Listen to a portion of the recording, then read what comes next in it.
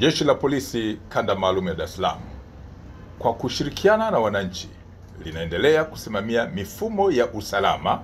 ya kuzuia matukio ya kihalifu katika maeneo mbalimbali ya jiji la Dar es Salaam.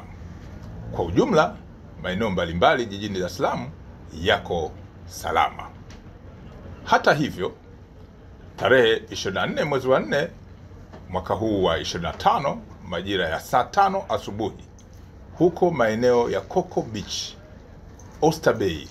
jijini Dar es Salaam kwenye wilaya ya Kinondoni, mtu mmoja mwanaume anayekadiriwa kuwa na umri kati ya miaka 30 hadi 35 alikutwa akiwa kwenye mchanga wa fukwe wa bahari, hajitambui,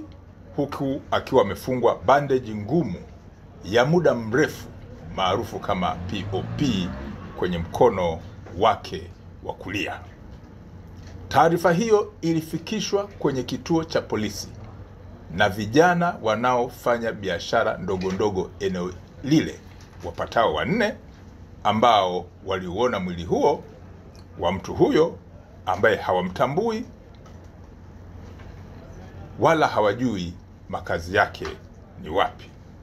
Polisi walifika eneo la tukio na kumchukua mtu yule, na baada ya kufikisha kwenye hospitali ya Mwananyamala ilitambuliwa na madaktari kwamba mtu yule alikuwa tayari amepoteza maisha.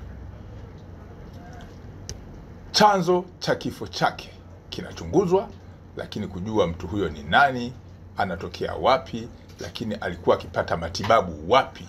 kuhusiana na mkono wake ule wa kulia ambao ulikutwa ukiwa na bendeji ngumu ya muda mrefu ambayo ni maarufu kama POP. Mwili wa marehemu huyo umehifadhiwa katika hospitali ya Kilwa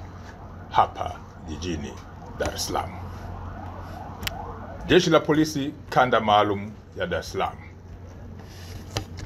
kwa kushirikiana na maafisa wa maendeleo ya jamii, jinsia, wanawake na makundi maalum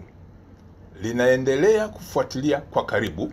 na kuchunguza kwa pamoja na idara hii ya serikali swala la kushambuliwa na kudhalilishwa kwa mwanafunzi wa Chuo Kikuu cha Ardhi Dar es Salaam ambaye alifahamika kwenye siku za hivi karibuni kama kwa jina la Magnificat Barnabas Kimario. Katika swala hili, watuhumiwa 4 wamekamatwa, akiwemo Reno Ponsil Mkwawili wa Chuo cha Ardhi, Asha Suleiman Juma wa Chuo cha Uhasibu na Mwemba Baton Mwemba maarufu kama Mwijaku wa Dar es Salaam. Watu hawa waliokamatwa ni 3 ambao wanatuhumiwa kuhusiana na swala hili la sakata ambalo limeingizwa watu 4 akiwemo mlalamikaji. Upelelezi wa shauri hii unakamilishwa haraka iwezekanavyo ili mamlaka zingine za kisheria ikiwemo ofisi ya mashtaka iweze kuchambua